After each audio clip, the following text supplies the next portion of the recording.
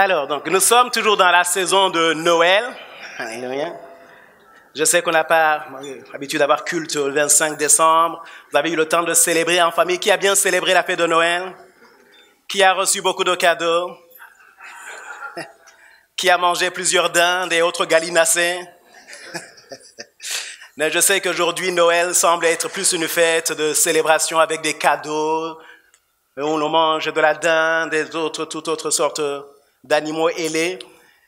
Et Noël est beaucoup plus que ça. Amen. Qui croit que Noël est beaucoup plus que le fait de manger?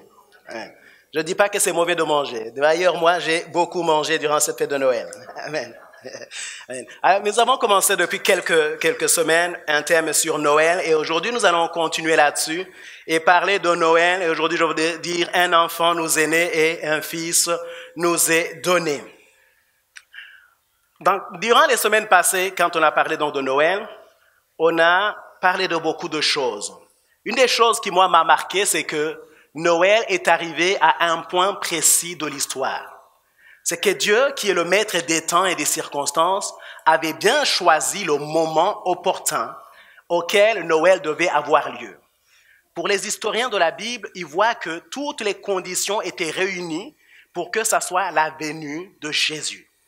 Il y avait une empire romaine, il y avait une langue grecque qui était une langue véhiculaire, il y avait les routes, etc. Tout un tas de choses étaient là afin que la propagation de la bonne nouvelle soit vraiment à son maximum à ce moment-là.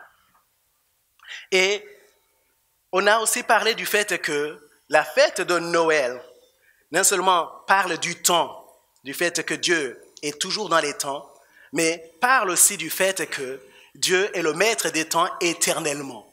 On a parlé du règne de Christ éternellement. Et ceux qui étaient là le dimanche passé, nous avions un spectacle où nous parlions du fait qu'il régnera toujours. Parlant de Jésus qui régnera toujours. On a parlé aussi de l'espace, on a dit que quand Dieu te localise, et à ce moment-là, il se passe des choses. Et aujourd'hui, j'aimerais aussi relire un peu et revenir sur certaines choses que vous connaissez certainement déjà, mais qui sont des histoires qui concernent Noël. Tu sais, le message de Noël était un message qui était annoncé depuis l'Ancien Testament. Noël était quelque chose que Dieu avait préparé. La venue du Messie dans le monde était quelque chose de prévu par Dieu dès la chute dans le jardin. Dès la chute dans le jardin, Dieu va s'adresser à Ève et va lui dire que sa descendance, la descendance de la femme, écrasera la tête du serpent. Dieu avait déjà en pensée le jour où la délivrance viendra de par la descendance de la femme. Et aujourd'hui, j'aimerais que nous puissions lire ensemble, d'abord dans Ésaïe, le chapitre 9, le verset 1 à 2. Nous allons lire ceci. Il est écrit, « Mais les ténèbres ne régneront pas toujours sur la terre, où il y a maintenant des angoisses. Si les temps passés ont couvert d'opprobre le pays de Zabulon et le pays de Nephtali, les temps à venir couvriront de gloire la contrée voisine de la mer, au-delà du Jourdain, le territoire des gentils. Le peuple qui marchait dans les ténèbres voit une grande lumière.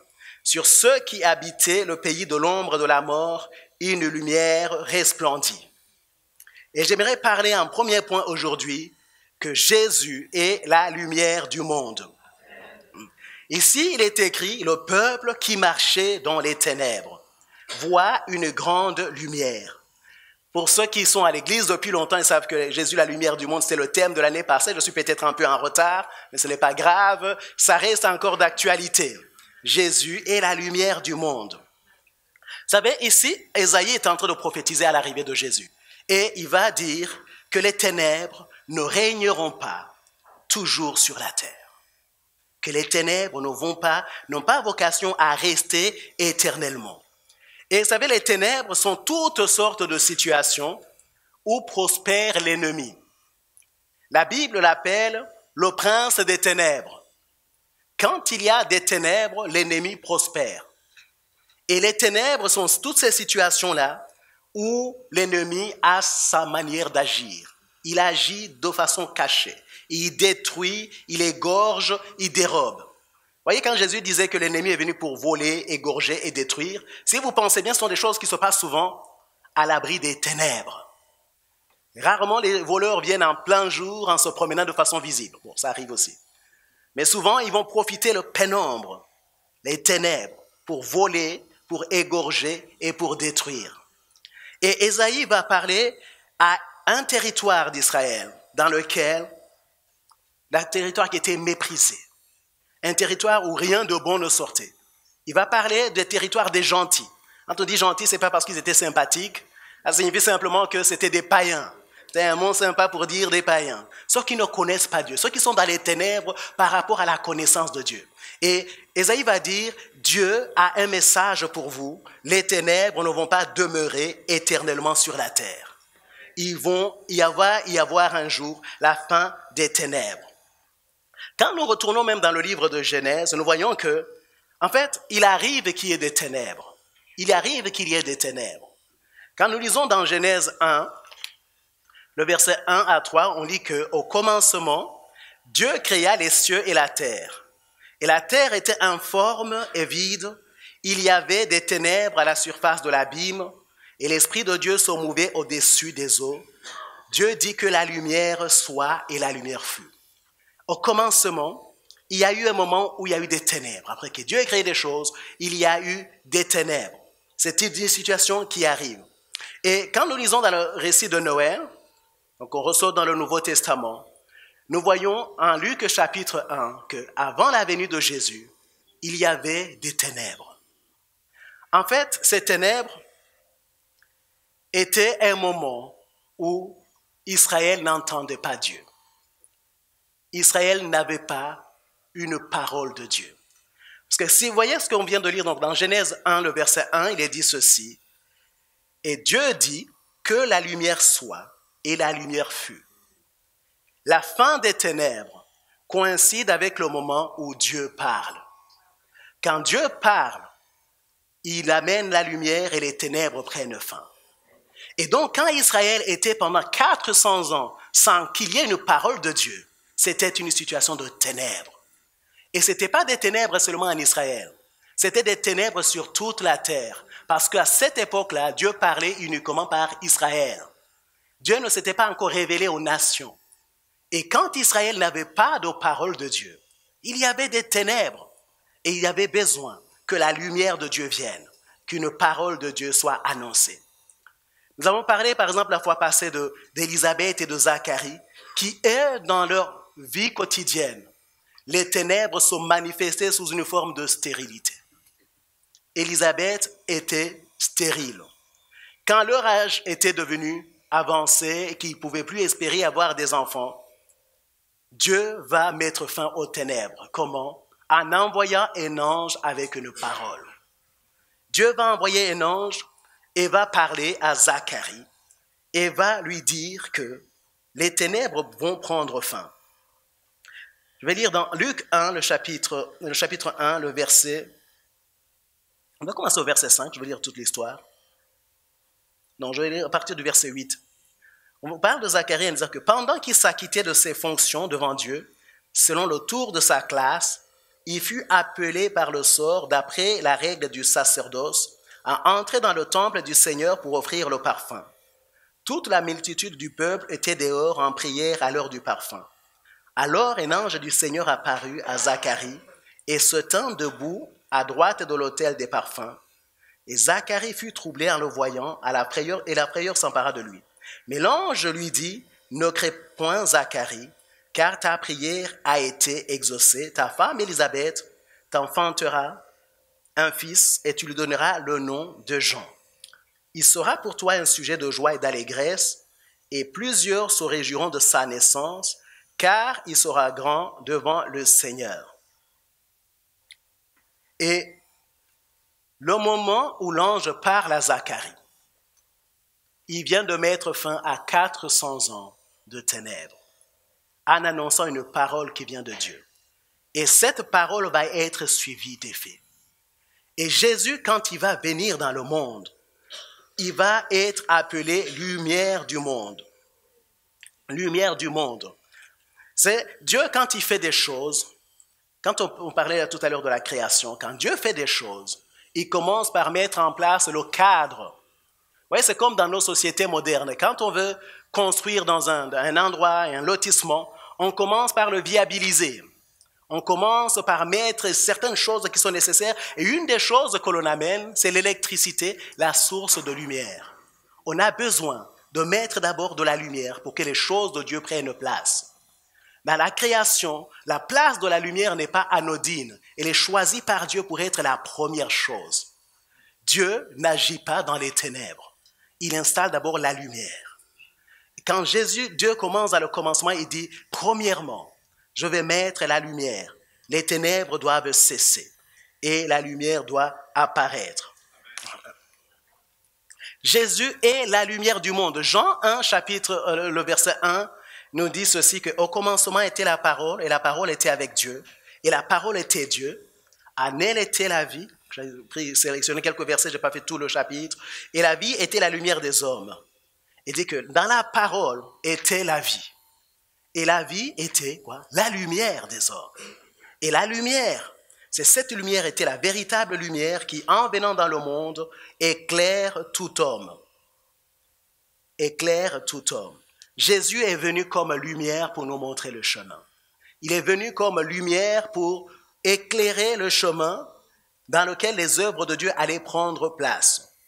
Et Jésus, quand il est venu sur la terre, il venait mettre fin à un règne de ténèbres.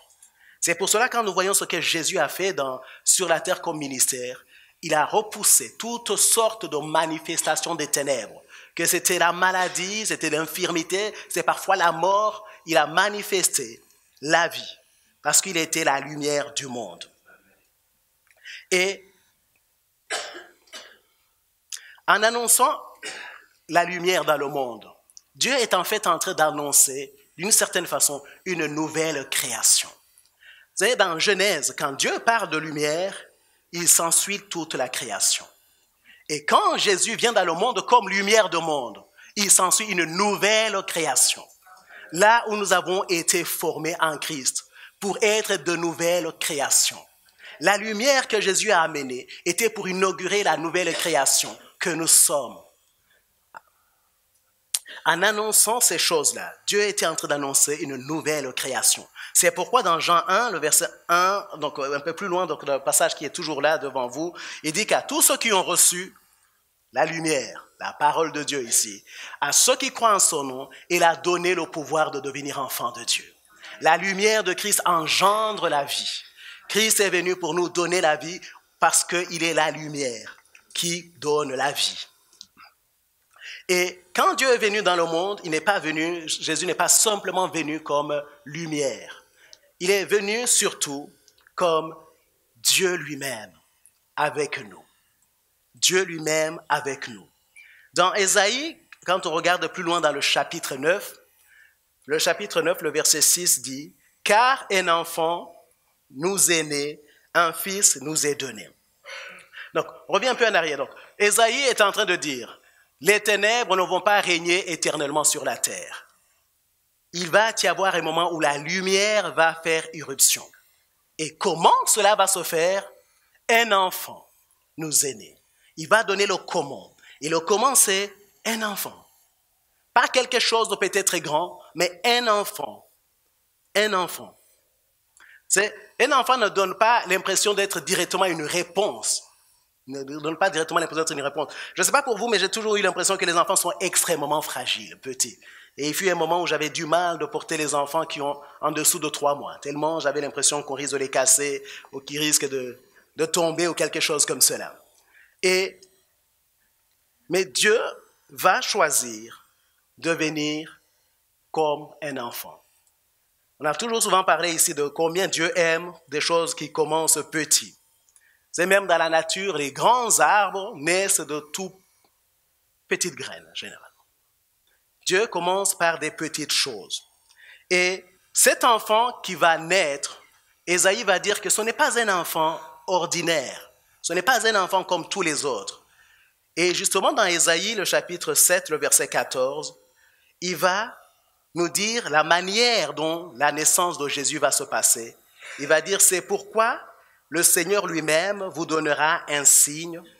Voici, la jeune fille deviendra enceinte et elle enfantera un fils et lui donnera le nom d'Emmanuel.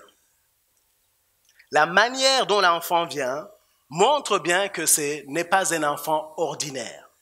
Montre surtout que Dieu est dans l'affaire, que c'est Dieu qui est derrière cela. Parce qu'on nous dit que la jeune fille, ici, on nous dit qu'une jeune fille, et certaines traditions vont dire une jeune fille vierge, qui en même temps conçoit tout en étant vierge, et enfante tout en étant vierge, et ça semble être quelque chose de pas possible humainement. Donc, ça montre bien que Dieu est derrière cela, que c'est une naissance qui sera surnaturelle. Et l'action surnaturelle de Dieu va être la preuve que Dieu est présent dans ces situations. Dieu veut montrer qu'il est présent dans la situation en donnant une preuve, en donnant une marque distinctive. Dieu va montrer par un signe miraculeux que lui-même est impliqué dans cette histoire-là. Et il y a des événements qui sont des signes. Il y a des choses que quand ils se passent, on sait que ça ne peut qu'être Dieu. Ça ne peut qu'être Dieu. Et la naissance de Jésus est ce genre d'événement où on sait bien que ça ne peut qu'être Dieu. Il y a des guérisons où on sait que là, humainement, ça n'était pas possible. Ça ne peut qu'être Dieu qui est agi. Et Noël est cette histoire-là où ça ne peut qu'être Dieu. Une histoire où c'est Dieu lui-même qui intervient. Vous savez, le verset 14 d'Ésaïe 7 dit « C'est pourquoi le Seigneur lui-même, pas un intermédiaire, pas un ange, non, le Seigneur lui-même, il s'engage et donne un signe. Il montre clairement que c'est lui. » C'est pour cela que Noël ne pouvait pas être une histoire banale, parce que Dieu lui-même s'y était engagé. Et j'aime moi les événements dans lesquels Dieu lui-même intervient. J'aime bien ce genre d'événement où quand tu regardes, tu dis, là je sais que c'est Dieu qui est en train de faire des choses dans les coulisses. Je vais confier une petite histoire. Ça s'est passé il y a peut-être 10 ans aujourd'hui, presque, jour pour jour. Et ce jour-là était le jour de la fin de l'année. Et il se trouvait qu'à ce moment-là, une partie de ténèbres, une partie sur laquelle Dieu n'avait pas encore donné de lumière dans ma vie, s'appelait célibat. Et j'étais là, je disais, mais c'est pas possible, Seigneur. J'ai l'impression que beaucoup de domaines de ma vie vont très bien. Mais par contre, quand il s'agit de relations, on dirait que ça ne marche pas. On dirait que ça ne marche pas. Et cette année-là, comme à mon habitude à la fin de l'année, c'était le 31 décembre, je me rendais à l'église. Oui, je sais, ce n'est pas forcément un endroit original pour terminer son année, mais moi, j'ai habitude à la fin de l'année d'aller dire merci au Seigneur. De dire, Seigneur, je suis reconnaissant pour tout ce que tu as fait. Et au moment où je me rendais à mon église locale, je m'étais préparé pour me rendre à l'église. Et juste avant cela, peut-être juste avant de sauter des choses, c'est que à un moment, alors que beaucoup d'amis qui m'aimaient vraiment beaucoup voulaient que je me marie, ils avaient trouvé tout un tas de combines, de rencontres, de messages, de visites d'église, de présentations. Et beaucoup de ces choses-là n'avaient pas marché. Et d'ailleurs, beaucoup de ces endroits-là, je n'avais pas été. Et un jour, je me suis tenu dans la prière, j'ai dit, Seigneur, il y a quelque chose que je refuse de faire. Seigneur, alors, aussi longtemps que je te sers fidèlement, je ne veux pas courir à la chasse au numéro de téléphone. Je ne vais pas faire la tournée des assemblées en train de demander qui est célibataire par là. Non, je ne vais pas faire ça. Tu vas te débrouiller toi-même. Je ne sais pas comment tu vas le faire, mais tu vas le faire. Et alors, au moment où je me rendais à mon église et j'étais en chemin, quelqu'un d'une autre église m'a appelé pour demander une aide par rapport à la musique. Ok. Bon, ce n'était pas prévu. Il voulait que je lui prête un instrument de musique que j'avais chez moi, etc. Et donc, du coup, j'ai rebroussé chemin chez moi, j'ai pris l'instrument. Je l'ai apporté à son église qui était à l'autre bout de la ville. Tu sais que certaines villes en Belgique peuvent être quand même assez grandes, à certains endroits. Donc, j'ai apporté l'instrument en question. Et moi, je suis arrivé là-bas, on m'a fait remarquer que c'était quand même presque minuit et que le temps d'arriver à mon église, ça sera déjà trop tard. On aura passé le moment de minuit, qui était mon moment préféré pour la prière sur la nouvelle année. Et en me convainquant finalement à rester dans cet endroit-là. Donc, je suis parti, je me suis assis et tout. Ils avaient mis des tables et tout. Puis, au moment où je suis assis, je regarde à la table d'à côté.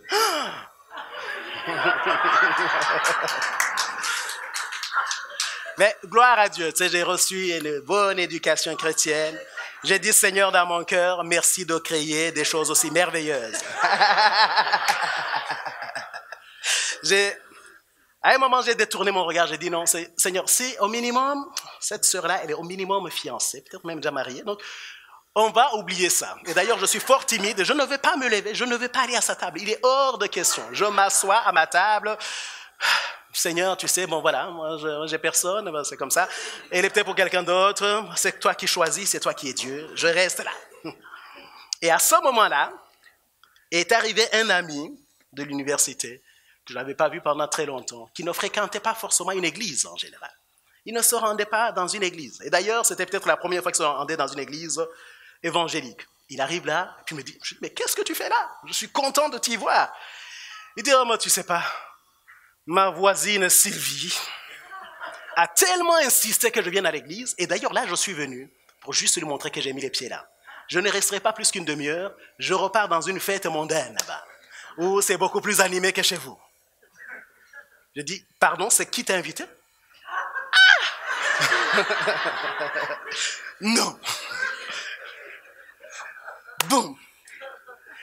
Et il me dit, mais écoute, tu sais, et puis il me demande, mais alors, tu es toujours seul? Je dis, oui, c'est le cas. Il dit, mais elle aussi, mais je ne vous comprends pas les chrétiens. Je dis, pardon? Elle aussi.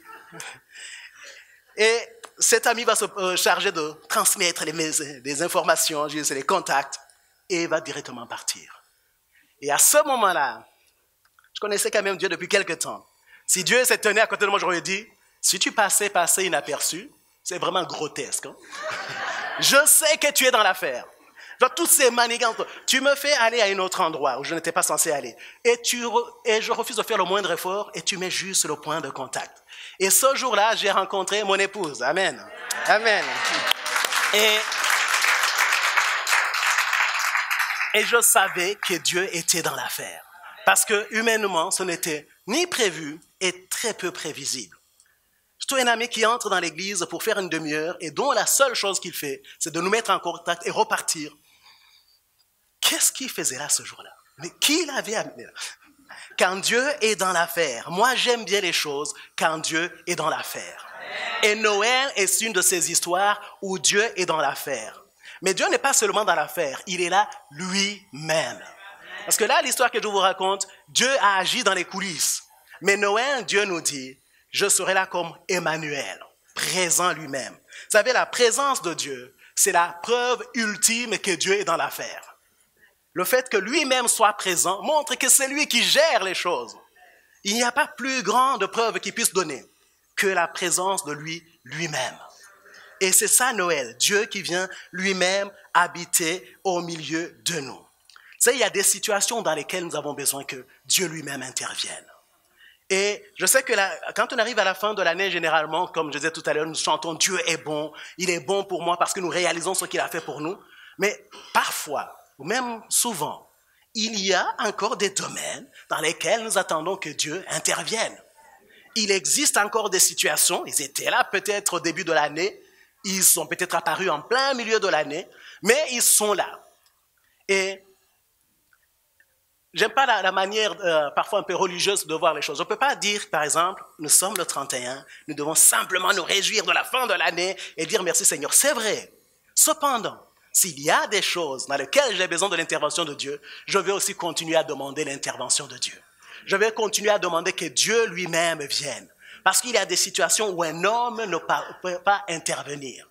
C'est quand tu vois certaines choses, certaines situations se ressemblent. On a l'impression que c'est la même chose que la situation du voisin. Mais parfois, des réalités personnelles rendent la situation spécifique. Et une situation dans laquelle tu as besoin de Dieu. Et ce matin, j'aimerais dire à quelqu'un, c'est que Dieu est venu lui-même. Il a dit, j'habiterai au milieu de vous. Il a dit, j'habiterai au milieu de vous. Et aujourd'hui, tu peux lui dire, Seigneur, il y a des domaines où je veux que ce soit toi-même qui intervienne. Comme l'histoire que je raconte pour mon mariage, j'avais fait confiance à des amis, à des relations, des personnes qui pouvaient donner des conseils ou des avis ou des indications. Mais Dieu lui-même devait intervenir. Parce que c'était une situation dans laquelle Dieu était la personne appropriée.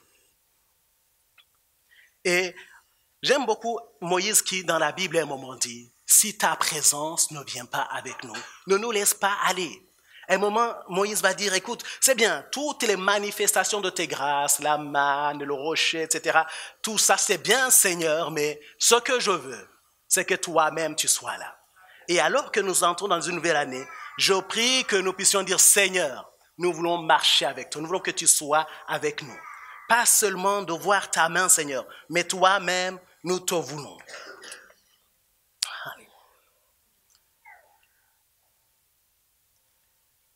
La marque distinctive de la présence de Dieu.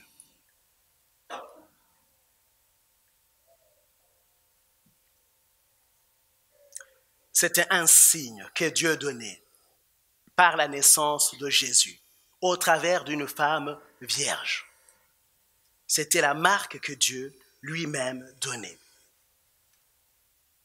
Et quand nous lisons dans Jean 1, le verset 14, la Bible nous dit que la parole a été faite chair et a habité parmi nous, pleine de grâce et de vérité, et nous avons contemplé sa gloire, une gloire comme la gloire du Fils unique venu du Père.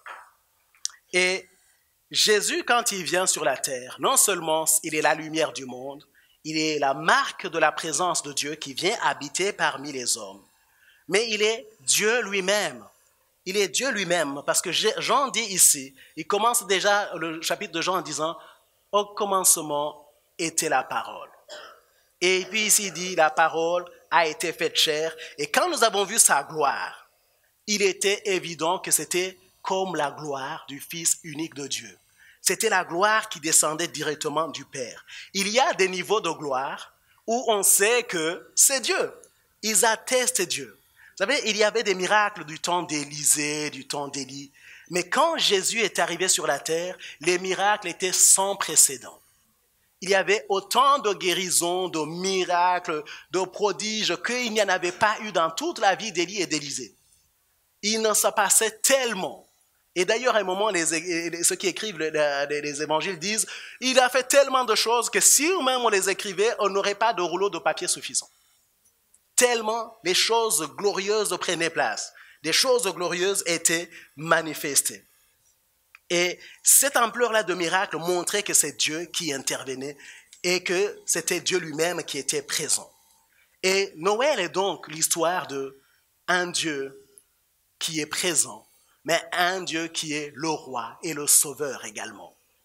Dans Ésaïe, le verset 9, chapitre 9, le verset 6, il est dit, « Un enfant nous est né, un fils nous est donné, et la domination reposera sur son épaule.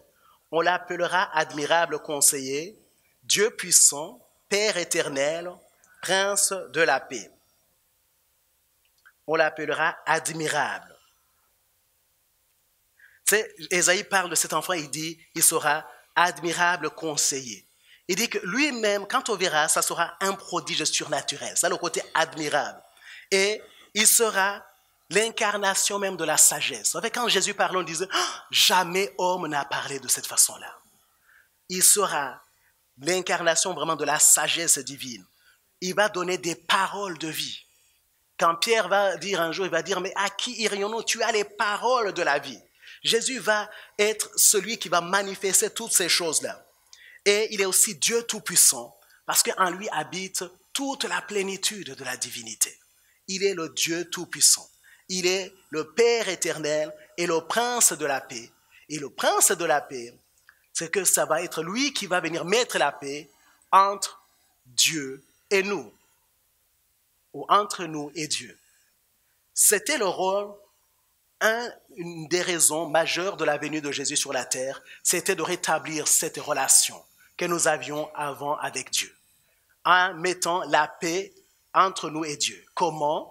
En prenant nos péchés et en mourant sur la croix, afin que l'acte dont les ordonnances nous condamnaient soit cloué sur la croix et que nous puissions avoir enfin la paix avec Dieu et que nous puissions de nouveau être reconnectés à Dieu.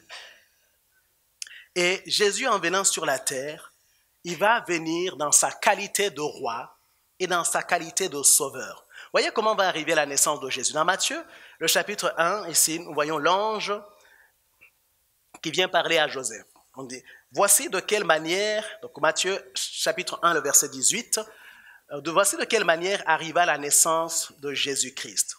Marie, sa mère, ayant été fiancée à Joseph, se trouva enceinte par la vertu du Saint-Esprit.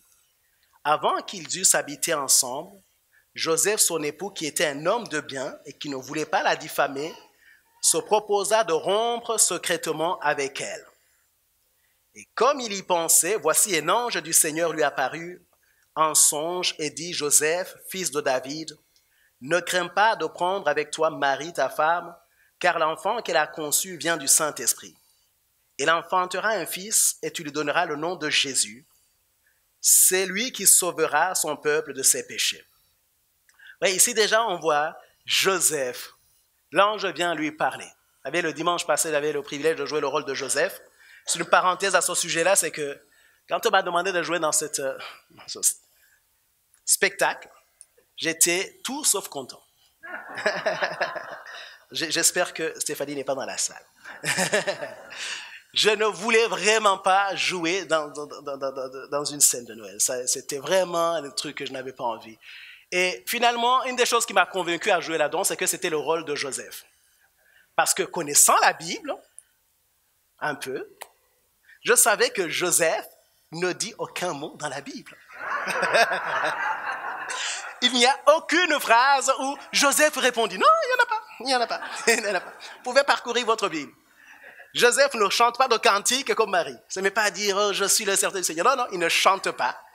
Il ne l'entend pas prier, on ne l'entend pas dire qu'il soit fait selon ta volonté. Non, non, non, il ne dit rien du tout. Et là, je me suis dit, ok, bon, c'est bien.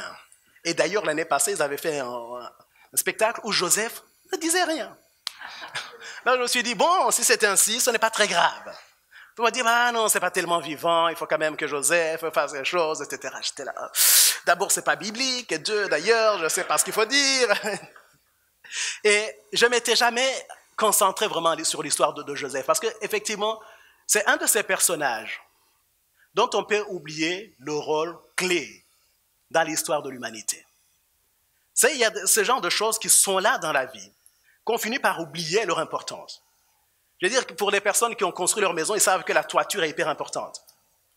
Mais pour quelqu'un qui habite dans une maison comme moi, qui y entre seulement, finit par oublier qu'il y en a, qu'il y a une toiture. Parce que c'est là, c'est garanti, ça se trouve là. Et Joseph est ce genre de personnage que, voilà, et puis il était fiancé à Joseph, etc., on passe, etc., parce qu'il nous semble ne rien dire. Mais ici, Matthieu insiste sur un rôle important de Joseph. Quand l'ange vient parler à Joseph, déjà, Joseph est le genre de personnage qui, à mon avis, ne doit pas être tellement courant. En tout cas, je n'ai pas rencontré beaucoup de sortes de Joseph. Joseph est fiancé avec Marie. Marie est enceinte par le Saint-Esprit. Joseph montre sa première grande qualité. Il ne met pas sur le statut sur Facebook en disant, vous savez quoi? Il n'appelle pas tous ses potes pour les informer en disant, oh, vous savez vraiment, voyez ce qui s'est passé. Et moi qui pensais que c'était une fille sérieuse, non. Il va penser rompre secrètement. Parce qu'il va exercer une loi de l'honneur. Il veut honorer Marie, même au moment de se séparer. Il ne veut pas nuire à sa réputation, il ne veut pas la traîner dans la boue, il ne veut pas la salir, non. Il va dire, on va rompre secrètement, ça ne se saura pas, personne n'entendra ce qui s'est passé. Si elle arrive à se débrouiller autrement, c'est son problème, mais ça ne viendra pas de moi. Si on apprend cette histoire-là, ça ne sera pas moi. Mais alors, au moment où il pense faire cela, l'ange de Dieu vient lui parler. Et l'ange va lui dire, Joseph, fils de David, un élément important. Joseph est de la descendance de David. Et d'ailleurs, Matthieu commence le premier chapitre en donnant une généalogie dont je vous ai épargné aujourd'hui, parce que je savais que vous n'aimerez pas tellement. Toute une généalogie nous montre que d'Abraham, David, jusqu'à Joseph, il est descendant de la famille royale, donc de ce fait-là, porte des marques de royauté.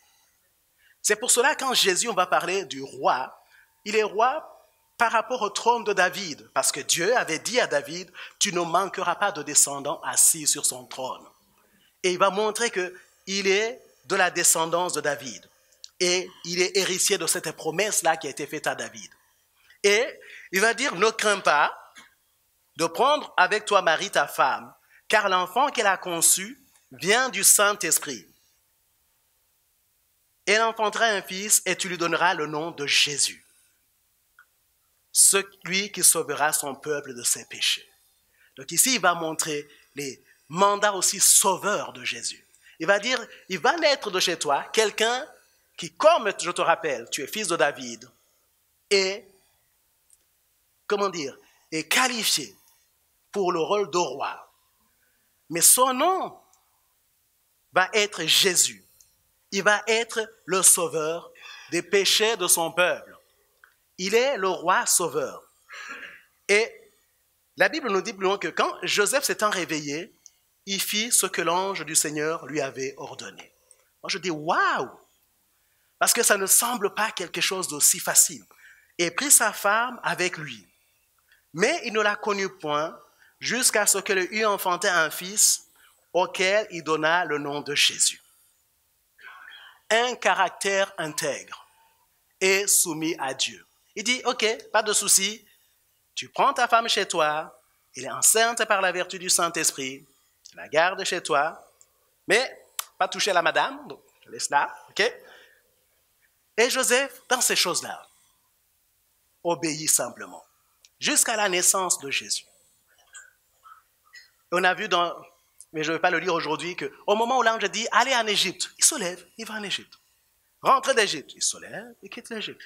Installe-toi dans tel coin, il se lève, il s'installe dans le coin en question. Parce que pour pouvoir manifester le plan de Dieu, il fallait qu'il coopère dans le plan de Dieu. Vous savez, même dans le plan de Dieu qui nous concerne, nous devons coopérer. Il y a des choses que nous devons faire. Tu sais, le plan de salut de l'humanité dépendait aussi de l'obéissance d'un être humain, comme Joseph, qui, en obéissant aux instructions de Dieu, garantissait que le plan parfait de Dieu se réalise.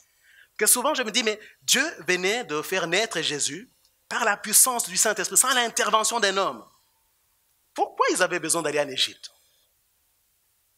Pourquoi ils devaient faire tout cela? Dieu aurait pu, je ne sais pas, faire mourir Hérode, qui était le méchant d'ailleurs. Il aurait réglé les choses très rapidement. Mais le plan de Dieu comprenait beaucoup de choses et beaucoup de ses promesses devaient s'accomplir. Mais pour cela, Joseph devait obéir et agir activement dans ce que Dieu lui demande. Et donc le Messie, il est fils de David et il s'appelle Jésus comme sauveur de son peuple. Jean 3, le verset 17 nous dit que Dieu, en effet, n'a pas envoyé son Fils dans le monde pour qu'il juge le monde, mais pour que le monde soit sauvé par lui. Et l'histoire de Noël est une bonne nouvelle. La nouvelle où Dieu envoie son Fils pour nous sauver, où Dieu envoie son Fils comme sauveur, mais comme roi également. Comme roi également. Et en conclusion, aujourd'hui, je vais lire juste dans Luc, le chapitre 2, le verset 10, qui dit ceci. Ici, on voit l'ange qui est en train de parler au berger qui dit ceci. Mais l'ange leur dit, au berger, ne craignez point, car je vous annonce une bonne nouvelle, qui sera pour tout le peuple le sujet d'une grande joie. Et la bonne nouvelle est celle-ci. Aujourd'hui, dans la ville de David, il vous est né un sauveur, qui est le Christ, le Seigneur. Et aujourd'hui, quand nous célébrons Noël, quelques jours après, nous nous rappelons que c'est l'histoire d'une bonne nouvelle. C'est l'histoire d'une bonne nouvelle de Dieu qui vient nous sauver. D'un Dieu qui vient premièrement chasser les ténèbres et établir la lumière, parce que c'est dans la lumière que prend place les œuvres de Dieu. Et Noël est l'histoire où Dieu intervient lui-même dans la situation et vient être présent au milieu de nous. Et ce Dieu qui est présent au milieu de nous, son but ultime est de nous reconnecter à lui et de nous sauver. Et c'est vrai que Noël, il y a tellement de discussions autour de Noël. J'ai regardé récemment, il y a tellement de d'un débat qui, à mon avis, n'est peut-être pas nouveau, mais ces derniers temps a repris beaucoup d'ampleur, demandant si nous devions fêter Noël. Et pour être honnête avec vous, il fut un moment où je ne fêtais pas Noël et où j'estimais qu'il n'y avait rien à faire parce qu'il n'y avait pas de marque claire dans la Bible que c'était important de fêter la fête de Noël. Et surtout que le jour qui est utilisé pour fêter Noël ne correspond, selon toute vraisemblance, il ne correspond pas au jour de la naissance de Jésus, forcément. Et quand la fête de Noël a été introduite au moment où était peut-être pour remplacer une autre fête païenne, probablement. Donc, tellement de choses qui pourraient vous amener à dire, est-ce que vraiment est-ce biblique de fêter Noël? Et j'ai beaucoup aimé ce que Zora a dit tout à l'heure. C'est que Dieu aime qu'il y ait des célébrations, des moments de souvenir. C'est peut-être pas la bonne date, c'est peut-être pas correspond à la bonne date du calendrier ni à la bonne saison de l'année, mais il est important de s'arrêter et d'avoir un moment de souvenir. Et Noël fait partie de ces moments-là de souvenir, où nous nous rappelons ce que Dieu a fait. Dieu lui-même est venu nous sauver. Parce que dans les ténèbres dans lesquelles nous étions incapables de nous sauver par nous-mêmes. Et Dieu a dit, moi-même, je vais venir et je vais faire cette affaire-là, je vais la régler. Et Noël, c'est l'histoire du Dieu qui vient. Là où nos capacités s'arrêtent. Noël est l'histoire du Dieu qui vient, là où nous ne pouvons pas faire sans lui. Noël, c'est le moment où nous nous souvenons que Dieu a tout accompli. Nous rappelons que Dieu a tout accompli. Parce que c'est un moment de souvenir. Qu'il y ait la dinde ou pas la dinde, qu'il y ait les cadeaux ou pas les cadeaux. C'est un moment d'abord de souvenir de ce que Dieu a fait. Et ce matin, j'aimerais que nous puissions le saisir et le réaliser. Alors, je vais inviter les musiciens de s'approcher et je vais vous inviter tous à méditer simplement à ce que Dieu a fait. À ce que Dieu a fait. Parce qu'il était le seul capable de le faire. Une bonne nouvelle de Dieu lui-même.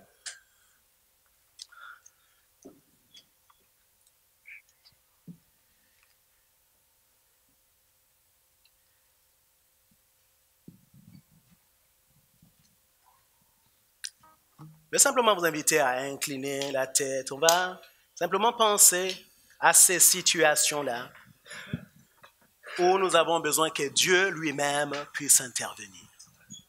Où nous avons besoin que Dieu lui-même intervienne. Et c'est bien cela l'histoire de Noël, où Dieu fait irruption dans les affaires des hommes. Et ce matin, nous voulons nous adresser à Dieu et dire, Seigneur, nous savons que dans ces situations-là, tu es celui qui est capable d'agir. Tu es celui qui peut intervenir. Parce que tu as dit que c'était une bonne nouvelle. Seigneur, j'attends qu'il y ait une lumière dans les ténèbres dans lesquelles je suis en train de traverser. Seigneur, je veux qu'à ce moment-là de souvenir, où je me rappelle qu'à un point précis, où les ténèbres avaient régné pendant 400 ans sur la terre, Dieu, tu es intervenu. Tu as fait une irruption. La longueur de la durée des ténèbres n'a pas d'impact par rapport à la puissance de la lumière. La lumière s'en fout en quelque sorte de la longueur des ténèbres. Et d'ailleurs, si vous avez été dans un endroit très obscur, vous pouvez vous rendre compte que parfois la taille même de la lumière n'est pas ça le problème. Une simple lumière chasse les ténèbres. Et ce matin, c'est le moment où nous voulons demander la lumière de Dieu. La lumière de Dieu. La lumière de Dieu. Alléluia. Jésus. La lumière de Dieu. Ce matin, je vais laisser Zor venir prier avec nous. Et me dire simplement un mot à celui qui est dans un moment de ténèbres. La lumière arrive. Les ténèbres ne régneront pas à toujours sur la terre. Les ténèbres n'ont pas vocation à rester éternellement. Il existe un temps marqué dans lequel Dieu fait apparaître la lumière. Et ce temps-là est un moment de souvenir où Dieu montre lui-même que c'est lui qui est dans l'affaire. Que c'est lui-même qui est dans l'affaire. Si